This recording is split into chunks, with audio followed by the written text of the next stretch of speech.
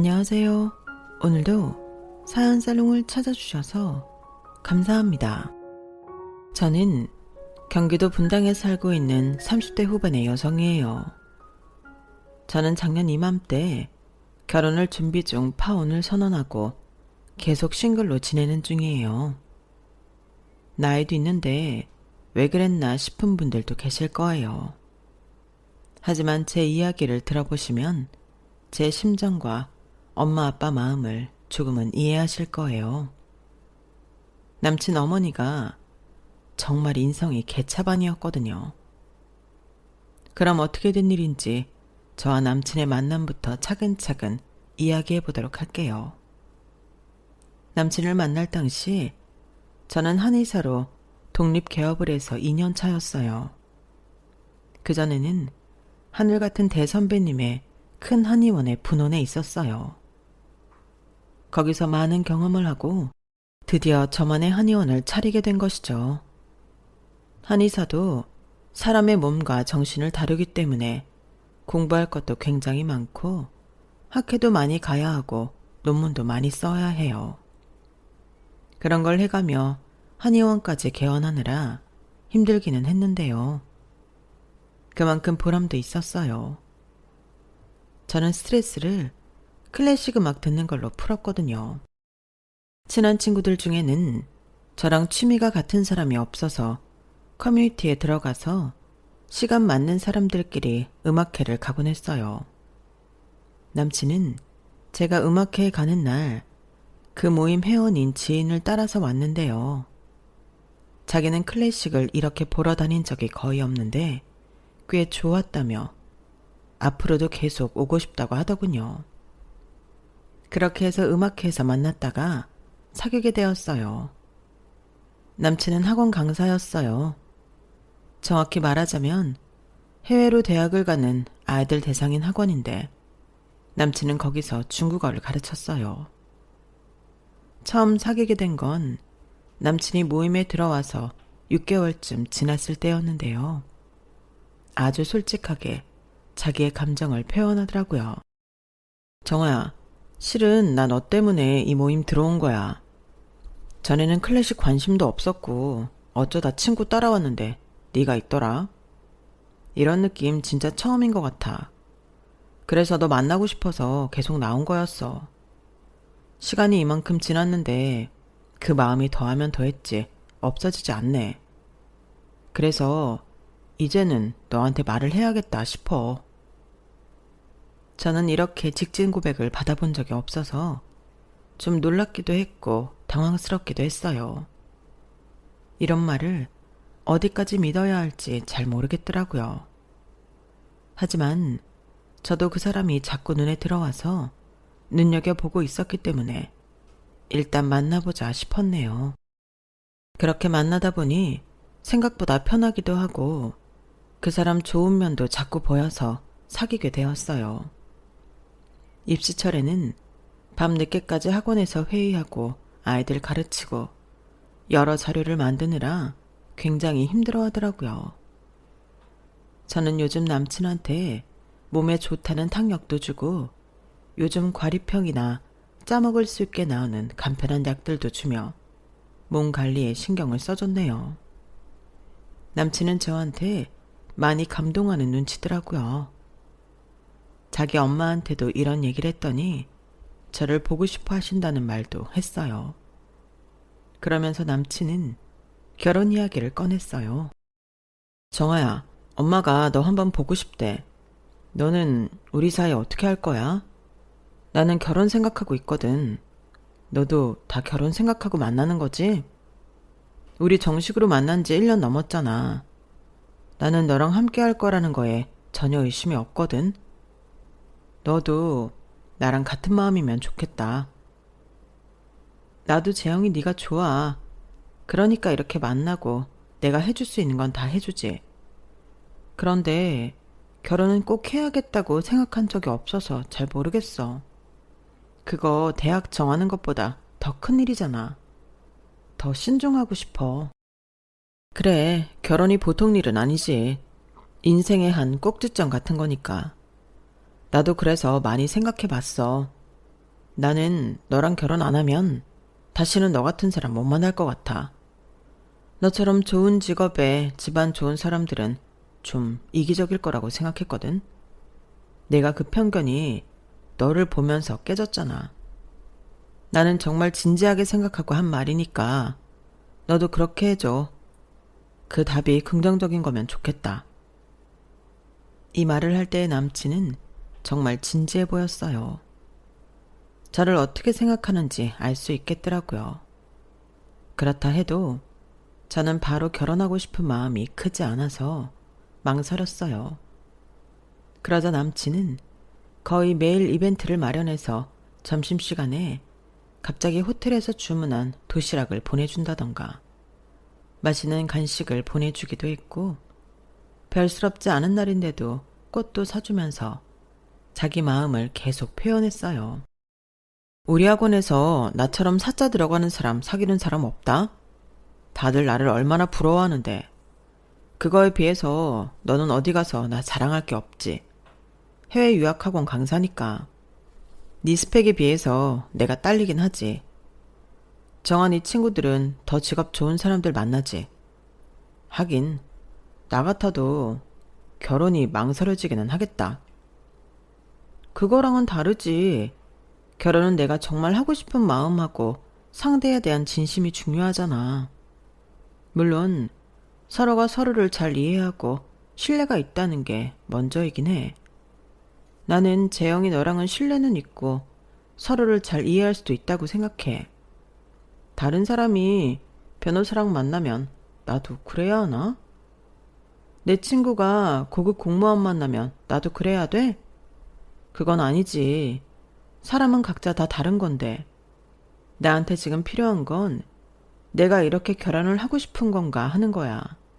네가 싫거나 그런 게 아니야. 싫으면 내가 만나겠어? 무슨 말인지 알 것 같아.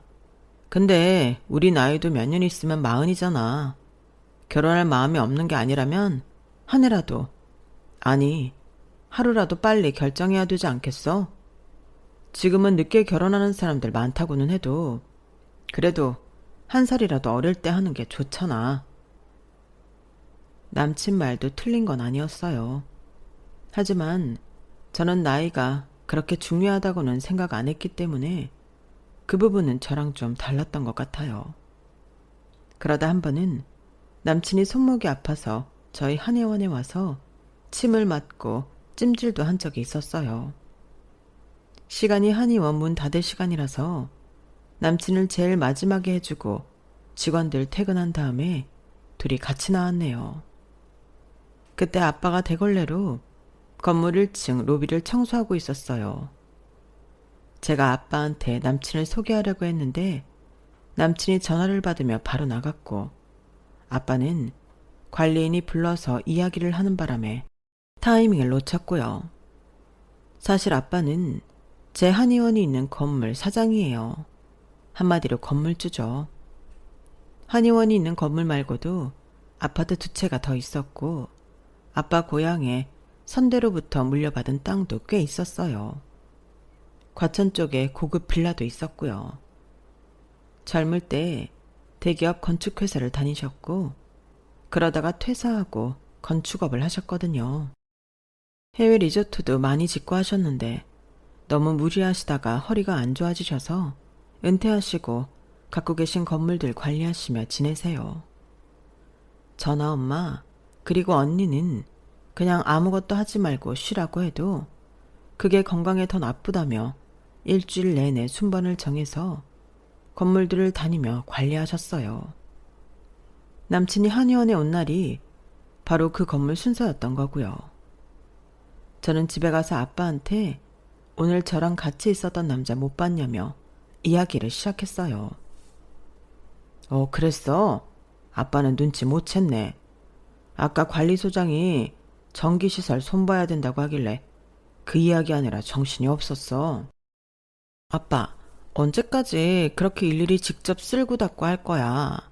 건물이 작은 것도 아니고 나 있는 데만 해도 7층짜리 대형 건물인데 아빠 허리도 나빠지면 어떡하려고 그래. 나중에 남친하고 인사하러 왔을 때 제대로 앉지도 서지도 못하는 모습 보여주고 싶어? 제 말에 엄마가 놀라며 끼어들었어요. 어머, 정아 너 결혼할 남자 있는 거야? 어떻게 그동안 말 한마디 없었어? 음악회 간다고 나갔던 게 혹시 남자 만났던 거니? 음악회 갔던 거 맞아. 그러다가 만난 거긴 하고. 뭐 그쪽에서 결혼을 진지하게 생각해달라고 해서 나도 고민 중이야. 그래? 고민이 되는 거면 뭐 마음에 안 드는 거라도 있는 거야? 엄마도 알잖아. 나 그렇게 결혼 깊이 생각 안 했던 거. 걔가 좋긴 한데 사실 나도 결혼하고 싶은 마음이 있으니까 고민하게 되는 것 같아. 제 말에 아빠가 말씀하셨어요. 그래, 다 네 선택이지. 결정하게 되면 말해라. 그런데 지금은 서로 좋기만 하니까 단점 같은 게 안 보일 수 있어. 물론 모든 장점을 보고 그걸 더 키워야 하는 건 맞지만 사람 관계에서는 내가 싫은 걸 받아들이는 게 정말 어렵거든. 그것도 평생 같이 할 사람이라면 더 그렇지. 그러니까 결혼 준비를 하게 되더라도 좀 객관적으로 보려고 노력해봐. 그럴 때 보이는 단점들을 네가 수용할 수 있을지, 다 품고 살아갈 수 있을지 그게 중요하다. 그때 이미 제 마음은 결혼 쪽으로 많이 기울기는 했어요. 남친이 보여주는 정성이 보통이 아니었거든요.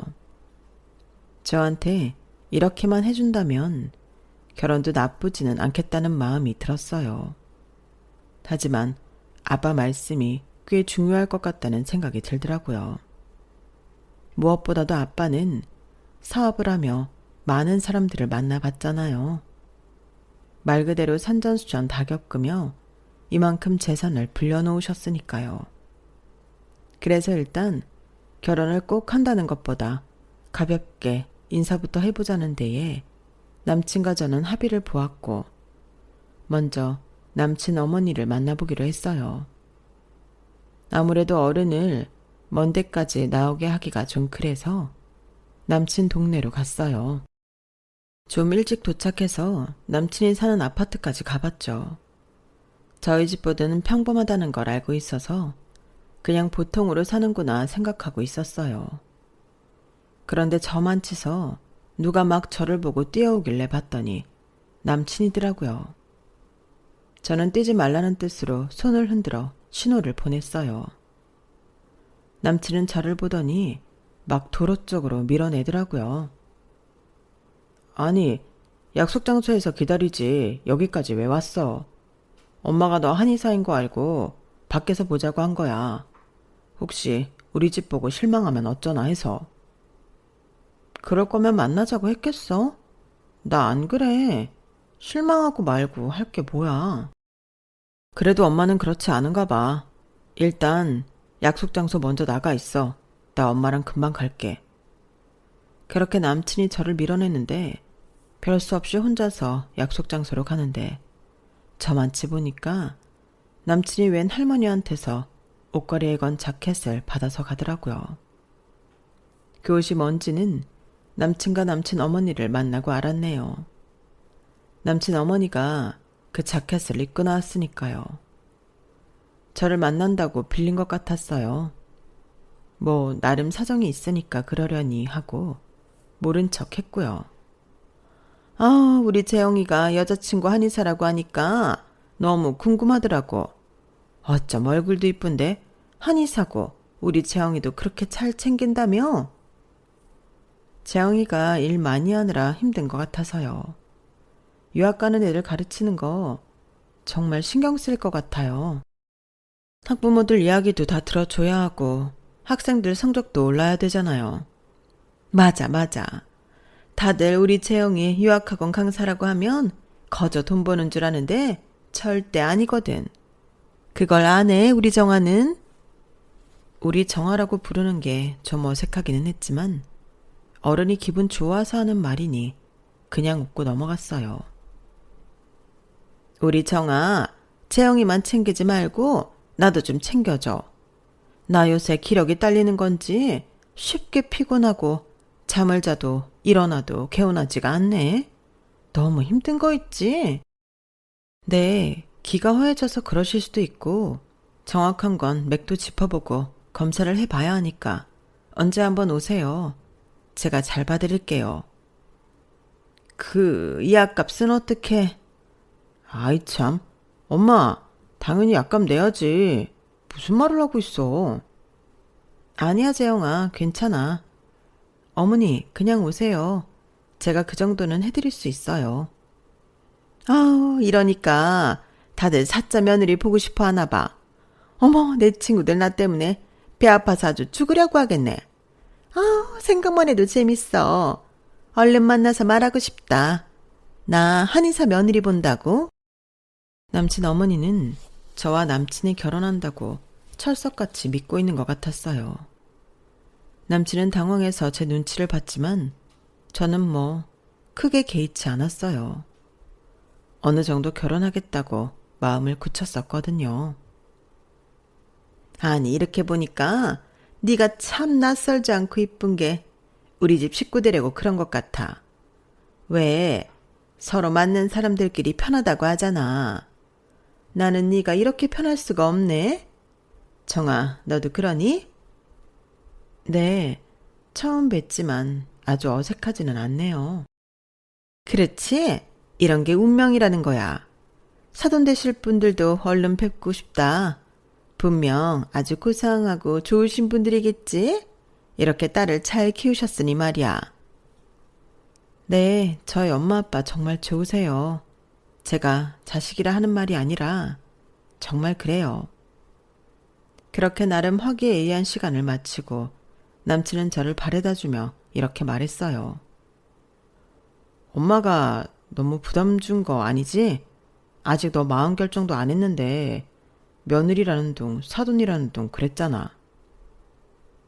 내가 뵈러 온다고 하니까 결혼 결정했다고 생각하실 수 있지.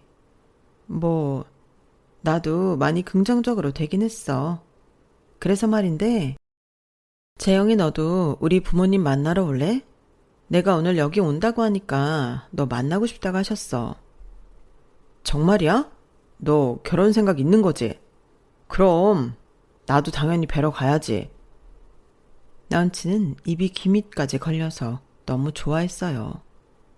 그걸 보니 나를 이렇게까지 좋아하는데 결혼 안 하면 후회할지도 모른다는 생각이 들더군요. 그리고 한 주가 지나서 휴일날 남친이 저희 집에 오게 됐어요. 엄마는 새벽부터 수산시장에 직접 가서 생선도 사오시고 손수 많은 요리를 준비하셨어요. 말 그대로 상다리가 부러질 정도로 잘 차리셨어요. 아빠는 정장을 입고서 선물을 들고 찾아온 남친을 따뜻하게 맞아주셨어요. 식사를 하는 중에는 별다른 말씀 안 하시고 가볍게 세상 돌아가는 것에 대한 말씀을 하시고 남친의 생각을 들으시더라고요. 후식까지 다 먹고 나서야 아빠는 본격적으로 이런저런 이야기를 하셨어요. 남친이 자신의 일에 대해 어떻게 생각하는지, 살면서 가장 중요한 게 어떤 건지, 그런 가치관이나 사고방식 같은 걸 물어보시더라고요. 남친은 긴장하면서도 나름 열심히 대답했고요. 저는 그 모습을 보고 결혼해서 잘 살 수 있을 것 같아서요. 남친과 아빠가 미래에도 이렇게 앉아서 서로 이야기를 주고받는 모습이 그려졌거든요. 남친이 가고 난 후에 아빠는 저한테 이렇게 말씀하셨어요. 정아야, 내가 말했었지? 한 발 떨어져서 객관적으로 보라고. 결혼 날짜 잡아도 마찬가지다. 네가 정말 함께 잘 해나갈 수 있는 상태인지, 그동안 못 본 게 있는지 살펴봐야 돼. 알았어, 아빠. 나는 재영이랑 아빠가 오늘처럼만 지낼 수 있으면 괜찮을 것 같은데. 아빠 말대로 할게. 같이 사는 건 내가 아니라 너잖아. 너랑 살 때 불편한 게 최소여야지. 알았지? 아빠는 제가 결혼하겠다고 마음 굳힌 걸 눈치채시고는 이렇게 당부하셨어요. 그때는 그 말씀을 흘려드렸고 저와 남친은 결혼을 결정했어요. 상견례 날짜도 잡았고 남친과 제가 예산에 맞춰 웨딩 플래너 알아보고 신혼집 알아보고 해야 했죠. 저는 앞으로의 계획을 짜느라 머릿속이 완전 복잡했어요. 이게 결혼하는 거구나 하고 현실로 다가왔고 뭔가 마음이 이상하더라고요. 그러던 중에 남친 어머니가 불쑥 한의원에 찾아왔어요. 예약제여서 갑자기 오신 손님은 접수를 하고 순서를 좀 기다려야 됐는데요. 남친 어머니는 접수대 직원한테 자기가 여기 원장 시어머니라며 바로 들어가도 된다고 했다더라고요. 제가 치료실에서 환자 침을 놓는데 직원이 당황해서 왔어요. 저는 어쩔 수 없이 나가서 남친 어머니를 맞았네요. 원래 순서인 환자가 있는데도 막무가내로 자기 일부러 시간 내서 왔다고 기다리기 힘들다고 하더군요. 아니 뭐가 이렇게 복잡해. 오는 사람 그냥 받으면 되지. 예약이고 뭐고 나는 그런 거 잘 몰라. 얼른 나 먼저 봐줘. 예비 며느리도 좀 보자. 저는 어쩔 수 없이 남친 어머니를 먼저 봐드려야 했어요. 맥을 짚어보고 눈으로 대충 몸을 봐도 큰 이상이 없었어요. 자꾸 피곤하다고 하셔서 그러면 양의에 가서 다른 검사를 해보시라고 했더니 그런 건 아니라며 침을 맞겠다더군요. 예, 왜 금침 얼굴에 놓으면 피부 팽팽해진다며. 너네도 그런 거 하지? 물론 그렇기는 한데 그건 미리 준비도 좀 해놔야. 그리고 갑자기 어려울 수 있어요. 우선 혈액순환 잘 되게 침 맞고 가세요. 라며 침을 놔드렸는데 침을 맞으며 또 이러시더라고요. 나 말이야, 콩진당 같은 거 먹으면 좀 괜찮아지지 않을까? 이렇게 자꾸 기력이 떨어지고 뭐 조금만 하면 힘들어서 말이야. 네, 공진단도 좋을 수는 있는데 근본적 해결을 하는 건 아니니까요. 양방병원에 가셔서 검사 받아보세요. 다른 이상이 있어서 그럴 수도 있으니까요. 뭘 자꾸 검사를 받으라고 하니? 한방은 침 놓고 맥 보고 부항 뜨고 뜸 뜨고 약 먹고 그래서 다 고치는 거잖아. 나 오늘 공진단 좀 줬으면 좋겠는데. 먹어보고 괜찮으면 그냥 기가 허한 거잖아. 네, 그렇죠. 제가 보고 남는 게 있으면 드릴게요. 네가 원장인데 네 마음이지. 그런 걸 어렵게 말하니? 남친 어머니는 남친하고 좀 다르다 싶더라고요. 그러고 보니 저 만날 때 빌려 입었던 자켓을 또 입었더라고요. 그게 명품이라 굉장히 비싼 거긴 한데 그런 걸 빌려 입고 나올 만큼 제가 명품 따지는 사람도 아닌데 좀 이해가 안 됐어요. 예, 우리 사는 아파트도 보면 잘 나가는 사람들 많이 살아. 동네 같은 데는 아니어도 꽤 괜찮다? 우리 아파트 값도 꽤 나가. 그제야 저는 남친 어머니가 저희 집보다 못한 것처럼 보이지 않으려고 애쓴다는 걸 알았어요. 저는 이미 어느 정도인지 사정을 다 알고 있었고 남친 집이 못 사는 것도 아니고 평범하니까 크게 상관 안 했거든요. 그래서 남친 어머니가 좀 안 됐다는 생각이 들더라고요. 그래서 제가 챙겨드릴 수 있는 약들도 더 챙겨드리고 잘 가시라고 하는데 기다리는 여자 환자분이 남친 어머니 자켓이 좋아 보였는지 예쁘다며 손을 살짝 댔거든요.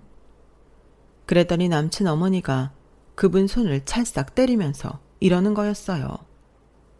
어디 그 더러운 손을 대요? 이게 얼마짜린 줄 알고. 저는 너무 당황했지만 남의 옷이니까 잘못될까봐 그랬나 보다 하고 좋게 생각하려고 했어요. 하지만 저희 직원들한테 보이는 태도도 그렇고 안 좋은 게 너무 눈에 띄니까 마음이 복잡해지더군요. 저는 아빠가 한 발 떨어져서 내가 어디까지 포용할 수 있는지 지켜보라던 말씀이 생각났어요.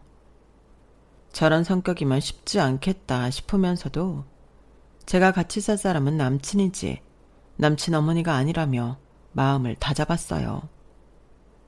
어렵게 결혼 결정을 내려서인지 어떻게든 그걸 밀고 나가려고 애를 썼던 거죠. 그런데 얼마 후 황당한 일이 생겼어요.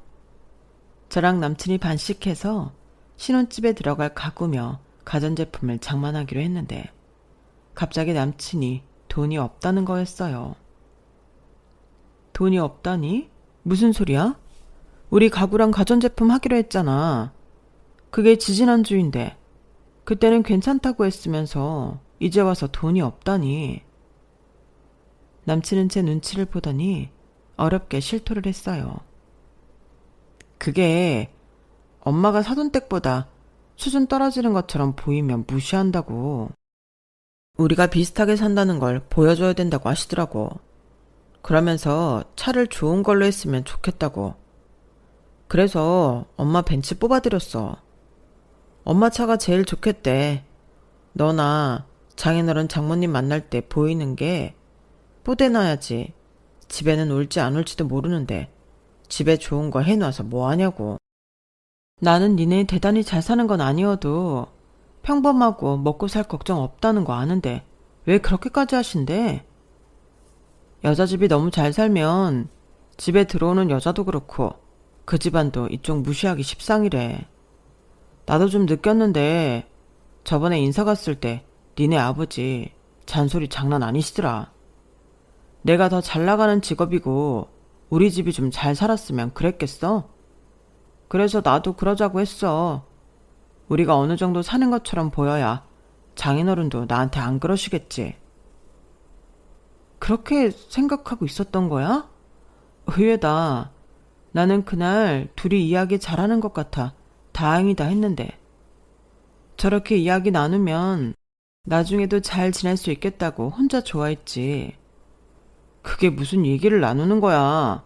일방적으로 훈계하고 나는 그냥 비위 맞춘 거지. 아무튼 그래서 나 가전제품하고 과거할 돈이 없는데 네가 그냥 하면 안 돼? 어차피 다른 거 네가 하기로 했는데 돈 쓰는 김에 좀 더 쓰면 되잖아. 남친은 그동안 제가 알고 있던 모습과 전혀 다른 걸 보여줬고 저는 너무 놀라서 말을 잇지 못했어요. 그리고 이 결혼을 접을지 계속 밀고 나갈지 결정해야겠다 싶었어요. 하지만 그날은 쉽게 결정을 내리지 못했네요. 저도 그만큼 남친을 좋아했으니까요. 생각이 다를 수도 있는 거라며 스스로를 납득시키려 애를 썼어요. 하지만 한편으로는 아빠가 인생 철학에 대해 물어보고 앞으로 어떻게 하면 좋겠다고 조언해 주신 걸 무시해서 잔소리나 했다고 생각하는데 그게 결혼한다고 나아질까 하는 의문이 들더군요. 그런 생각에 머리가 복잡하던 중에 남친 어머니가 또 한의원에 오셨어요. 이번에는 친구까지 데리고 오셨더라고요. 예, 내 친구가 1년에 2번 보약을 지어먹거든. 내가 이리 오라고 했어. 우리 며느리가 아주 잘해줄 거라고. 약재 최고급으로 넣어주고 서비스로 침도 좀 놔주고 부항도 떠줘라. 거기 물리치료실 아가씨, 우리 커피 좀 한 잔씩 갖다 주고. 아우, 손님들이 많네. 제가 여기 원장 시어머니예요. 치료 잘 받고 가세요. 이러면서 대기실이며 치료실이며 다 휘졌는데 이건 좀 아니다 싶었어요. 게다가 손을 허리에 얹고서 여기저기 둘러보며 인테리어 간섭부터 시작해서 약재실까지 들어가 직원들한테 잔소리를 하는데 다들 질려서 저만 쳐다보고 있더라고요. 어머니, 여기 대기실에 친구분하고 좀 같이 계세요. 저희 직원들도 일해야 되잖아요. 그리고 커피는 제가 드릴게요. 저희 직원들도 바쁘거든요. 아무리 바빠도 원장 시어머니가 왔는데 커피 한 잔 내오는 건 당연한 거 아니니? 너 직원들 교육 좀 다시 시켜야겠다. 그리고 나 오늘은 금침 맞고 갈란다. 얼굴이 팽팽해진다는데 그거 해줄 수 있지? 친구 앞에서 자기를 망신 주겠냐는 심산인지 아주 당당하게 요구를 하더군요. 결혼도 하기 전에 트러블이 나는 건 피해야 마땅하다고 들었기 때문에 그날은 남친 어머니 요구대로 들어줬어요. 그러면서 정말 한 발 떨어져서 내가 이 사람을 시어머니로 모시고 살 수 있나 생각하기 시작했네요. 결혼 준비를 하면서 원래 합의했던 대로 하지 않고 자꾸 자기 마음대로 하는 남친에 대해서도요. 남친은 가전제품하고 가구 말고도 신혼집 얻을 곳을 터무니없이 집값이 비싼 동네에 하자고 하더라고요. 거기는 우리 형편으로 감당이 안 되잖아. 장인어른한테 좀 부탁해봐. 그 정도는 해주실 수 있잖아. 정 안 된다고 하시면 장인어른 갖고 계시다는 그 아파트 사람 내보내고 우리가 들어가면 안 되나? 그것도 좋은 방법 같은데? 혹시 그거 받으려는 생각에 그쪽에 집 얻자고 하는 거야? 아니야. 뭘 그런 생각을 해. 나는 기왕이면 나중에 집값 많이 오를 동네가 좋겠다고 생각해서 거기 말한 거야. 근데 보니까 거기 장인어른 아파트가 있잖아. 그럼 땡땡역 있는 데로 갈까? 거기도 아파트 있잖아. 아, 거기? 근데 거기는 좀 됐어. 여기 안 될 것 같으면 다른 데 한번 보자. 남친은 아빠의 좋은 동네, 좋은 아파트가 탐이 나서 그 동네에 집을 알아보자고 한 게 틀림없었어요. 저는 과연 이 남자를 제대로 알고 있었나 하는 의문이 들더군요. 그런데 아빠가 일주일이 넘게 기분이 별로 안 좋아 보이시더라고요. 그래서 엄마한테 살짝 물어보니 이렇게 말씀하셨어요. 아, 지난주에 너 한의원 있는 건물 가서 관리소장하고 같이 1층 화장실 점검하다가 건물에 온 손님하고 살짝 부딪혔나 봐. 그런데 아주 생 난리를 치면서 인격적인 모욕을 하더래. 댁하고 자기는 급이 다르다나? 그러니까 자기랑 같은 공간에 있지도 말고 얼른 꺼지라고 했대. 너무하다. 뭐 그런 사람이 있냐? 그런 인간 같지도 않은 사람이 한 말에 뭘 그렇게 신경 쓰신대.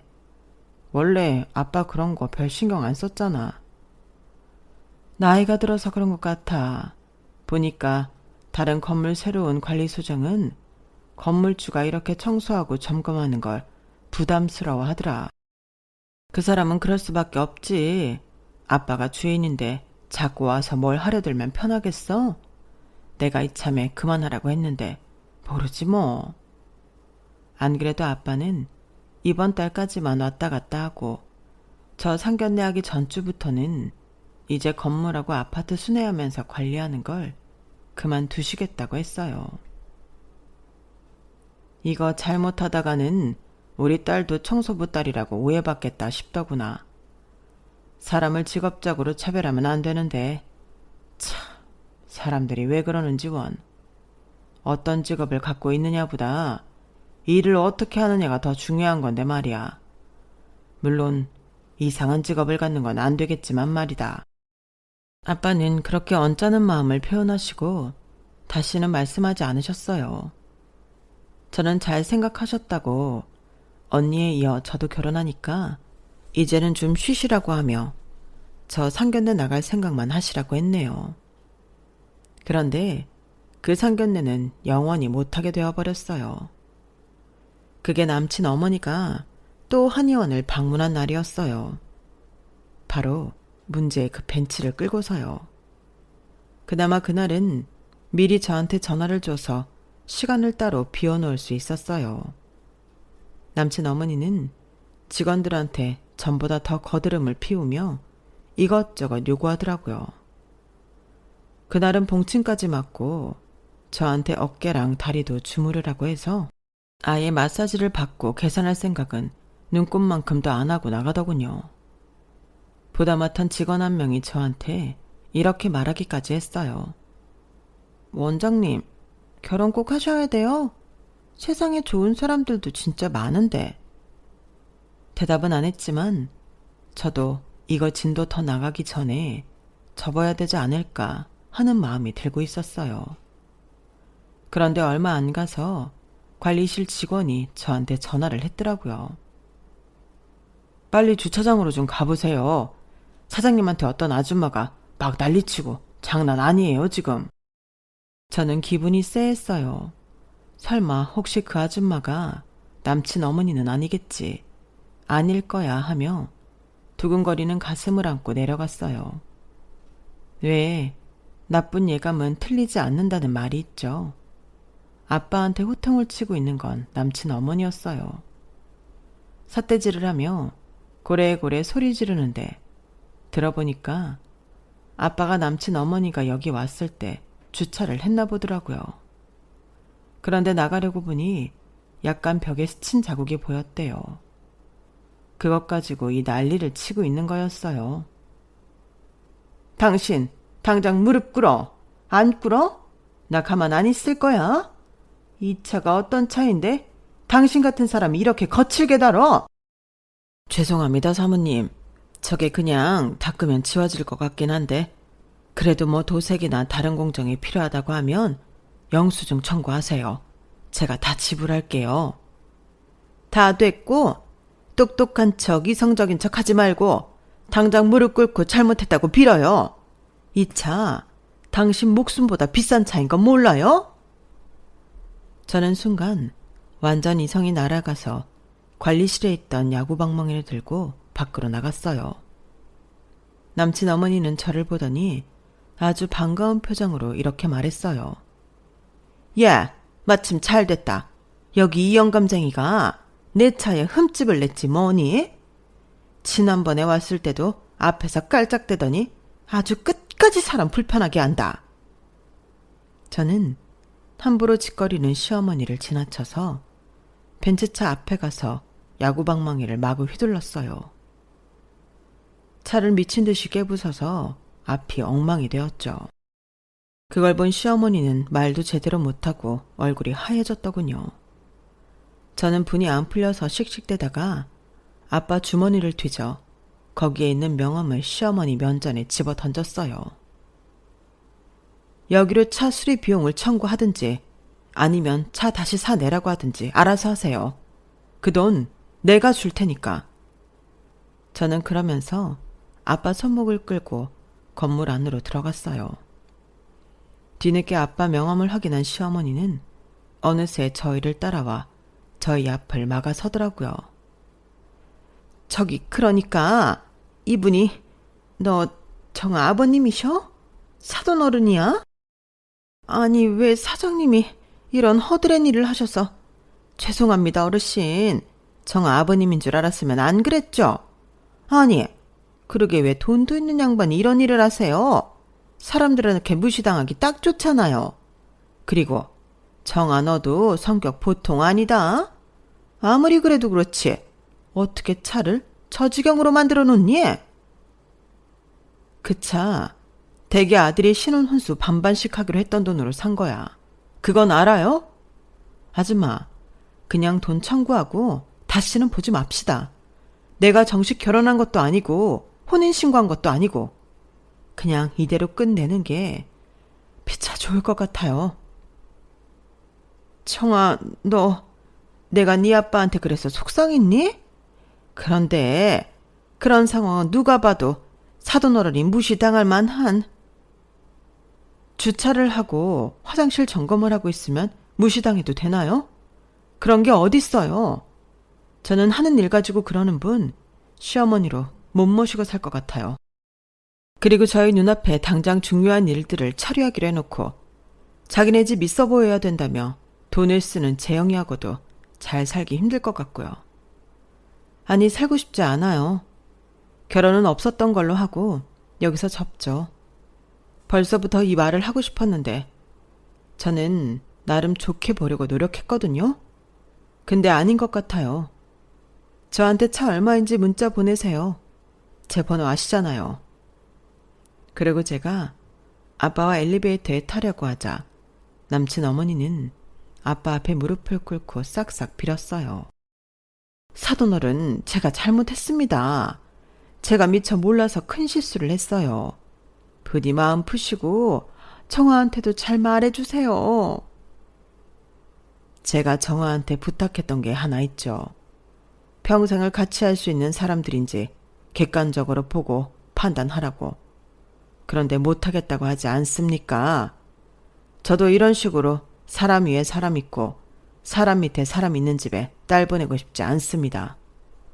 살다가 무슨 일이 생길지 모르는데 혹여 우리 집 재산이 떨어지고 나면 우리 딸한테 어떻게 할지 누가 알겠습니까?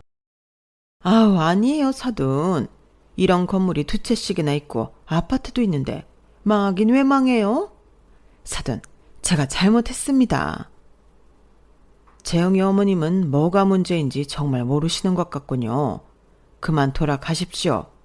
아니면 제가 관리소장한테 말해서 나가시게 만들 겁니다. 아빠가 점잖지만 단호하게 말씀하시자 남친 어머니는 어쩔 수 없이 건물을 나갔어요. 그리고 엉망으로 찌그러진 자기 차를 보며 발을 동동 구르더군요. 저는 바로 들어와서 남친 계좌로 자가용 값을 보내주고 전화했어요. 우리 안 되겠다. 결혼 접자. 너 우리 아빠 아파트 공짜로 얻으려고 했던 속셈도 알았고 니네 엄마 우리 한의원이 자기 거인 것처럼 굴고 행세하는 것도 다 알거든. 내가 더 긴 말 안 할 테니까 오늘 일 니네 엄마한테 들어. 그럼 다시 보지 말자. 연락하지 마. 끊는다. 나중에 남친은 저한테 다시 여러 번 전화를 했지만 저는 받지 않았어요. 결국 한의원 앞까지 찾아와서 자기 엄마가 큰 실수를 했고 자기도 생각을 잘못했다며 미안하다고 했지만 저는 차분히 말했어요. 그런 걸 내가 다 품고 살 수 있으면 되는데 나는 안 될 것 같아. 그리고 너희 엄마가 아빠한테 무릎 꿇으라고 호통치던 거 난 못 잊어. 우리는 여기서 끝내는 게 맞아. 나 너랑 더 험한 꼴 보이고 싶지 않아. 결국 남친은 눈물을 보이며 돌아섰고 저희는 그렇게 끝났어요. 사람을 겉모습으로 판단하지 말라는 말은 다들 쉽게 하지만 막상 그걸 지키는 사람은 드문 것 같네요. 저도 그때 나는 이런 적이 없나 돌아보고 혹시 그런 일이 있었다면 미안하다고 마음으로 용서를 구했어요. 그게 누구인지 모르지만요. 결국 저는 모든 걸 접고 다시 싱글이 되었네요.